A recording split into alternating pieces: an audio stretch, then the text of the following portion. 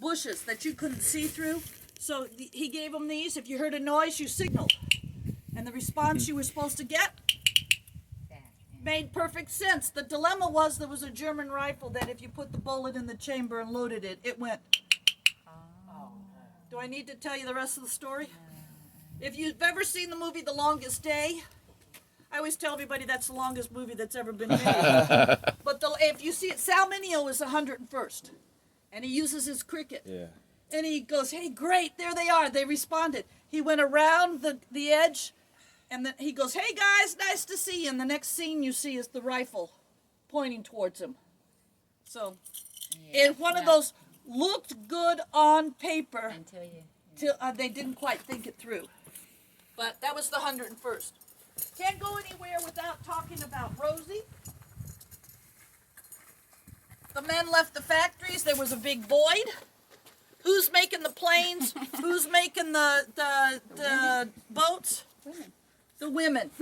I always say this is the time that stereotyping for men and women went right outside the window.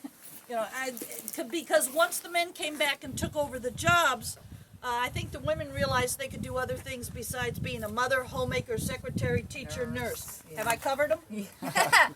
That's about what they did. All of a sudden they realized they could be doctors, lawyers, and I mean there were women that did those roles, but that was not a typical. Today, here's your job qualification, apply. And I'm talking about guys too, because now we have gentlemen that are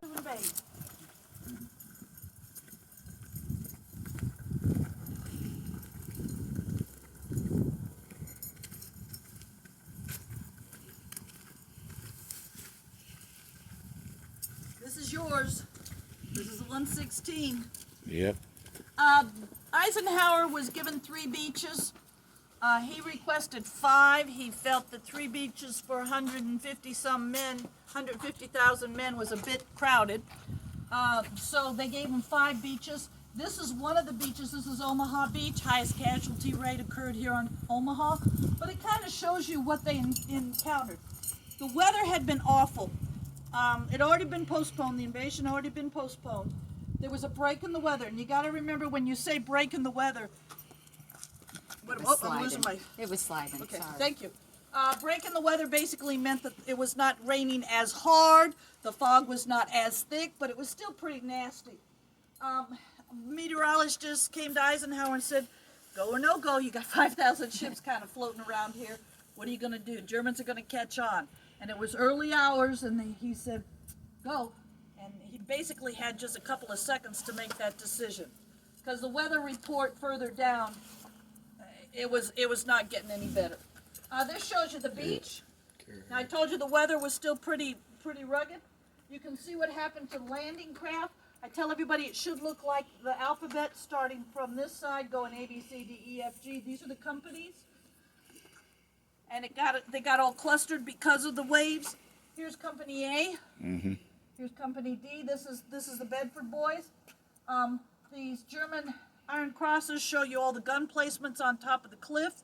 And you're not talking about a German with a rifle.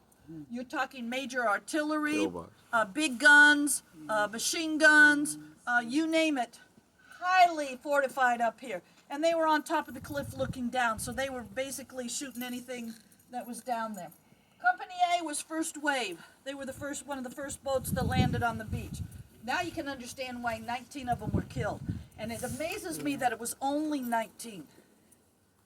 When they were first on the beach, you would have thought that it would have been all of them that had perished. But thankfully some of them did survive. And the idea was the landing craft's first wave, drop them off at the beach, turn around, go back to the ships, pick up the second wave. First wave is now in the cliffs. Second wave come in, go to the beach. Turn around, go get the third wave. First wave at the cliffs are now up. Second wave is down, is right into the cliffs. Third wave comes in, they move in. I'm getting these shakes. That's what it was on paper.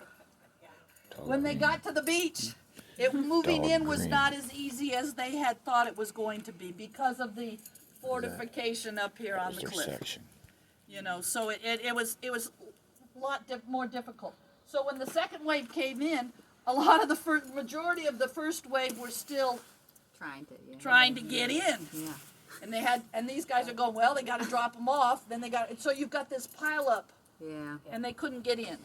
Did they know that Omaha was going to be the worst part? They thought possibly because this is the beach that had the cliffs, so they knew this was going to be More the challenging. toughest to get the guys in. Because some of the other beaches, if you look at them, some of the other beaches have kind of rolling area. I mean, you could kind of get in, but they still had fortification. But this was high, because you see, this shows you some of the waterways that go inland, and that's what they were securing, is they were preventing ships from coming in. Once the tide was in and they could go, the water would go all the way up here, you know. My dad was there, and he said that by the time his wave went in, that there were so many bodies in the water that it was hard to step without Stepping on someone or something. He said it was just the worst thing he'd ever seen in his life. Well, if your dad was